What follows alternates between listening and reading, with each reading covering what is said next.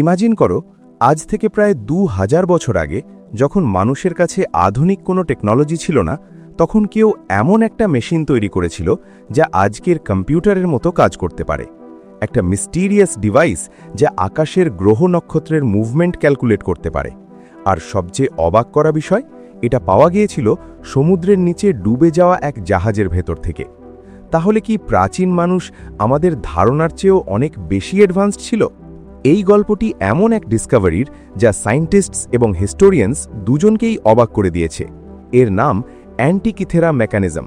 একে অনেকেই পৃথিবীর প্রথম অ্যানালগ কম্পিউটার বলে মনে করেন। কিন্তু আসল প্রশ্ন হল, ২০০০ বছর আগে এত কমপ্লেক্স টেকনোলজি কিভাবে সম্ভব ছিল? যখন মডার্ন ইঞ্জিনিয়ারিংয়ের কোনো অস্তিত্বই ছিল না, তখন এমন সোফিস্টিকেটেড মেশিন কে তৈরি করেছিল?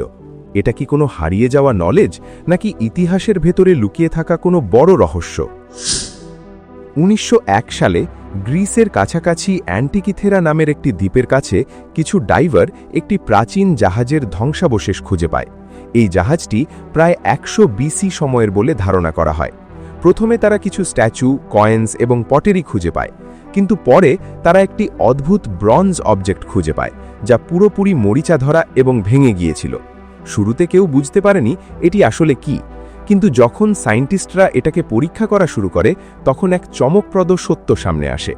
এটি কোনো সাধারণ বস্তু নয়, বরং এর ভেতরে ছিল অনেকগুলো ইন্ট্রিকেট গিয়ার্স এবং কমপ্লেক্স মেকানিজম, যা সেই সময়ের যে কোনো নোন টেকনোলজির চেয়েও অনেক অ্যাডভান্স ছিল। যখন রিসার্চাররা এই ডিভাইসটিকে গভীরভাবে অ্যানালাইজ করে, তারা দেখতে পায় এতে ৩০টিরও বেশি সূক্ষ্ম গিয়ার সিস্টেম রয়েছে। ভাবো, এত নিখুঁত গিয়ার সিস্টেম তৈরি করা আজও কঠিন, অথচ এটি তৈরি হয়েছিল ২০০০ বছর আগে। এই মেশিনটিকে ঘোরালে এটি সূর্য, চাঁদ এবং বিভিন্ন গ্রহের অবস্থান ক্যালকুলেট করতে পারত। শুধু তাই নয়, এটি সোলার এবং লুনার এক্লিপসও প্রেডিক্ট করতে সক্ষম ছিল। এখানেই সায়েন্টিস্টরা বুঝতে পারে এটি কোনো সাধারণ যন্ত্র নয়, এটি একেবারে অন্য লেভেলের ইনভেনশন। এরপর একে নাম দেওয়া হয় অ্যান্টিকিথেরা মেকানিজম, এবং এটিকে বলা হয় পৃথিবীর প্রথম অ্যানালগ কম্পিউটার। কিন্তু এখানেই শুরু হয় আসল রহস্য, কারণ এমন টেকনোলজি আমরা ইতিহাসে দেখতে পাই প্রায় ১৪০০ শতাব্দীর দিকে। তাহলে ১০০ বিসিতে এটি কিভাবে তৈরি হলো? সবচেয়ে অদ্ভুত ব্যাপার হলো, এই ধরনের টেকনোলজির কোনো ক্লিয়ার রেকর্ড সেই সময়ের ইতিহাসে পাওয়া যায় না।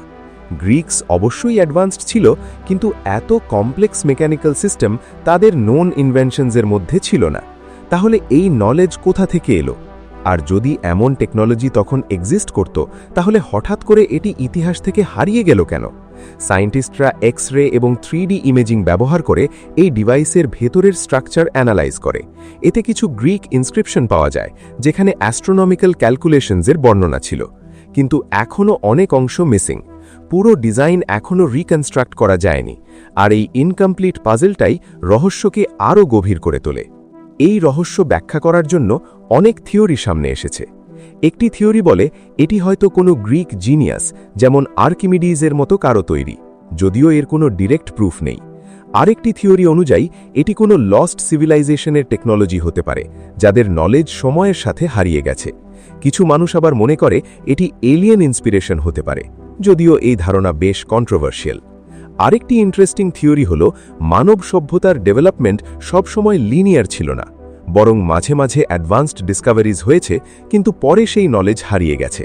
অ্যান্টিকিথেরা মেকানিজম হয়তো সেই হারিয়ে যাওয়া জ্ঞানের একটি উদাহরণ। অ্যান্টিকিথেরা মেকানিজম আজও একটি আনসলভড মিস্ট্রি হয়ে আছে।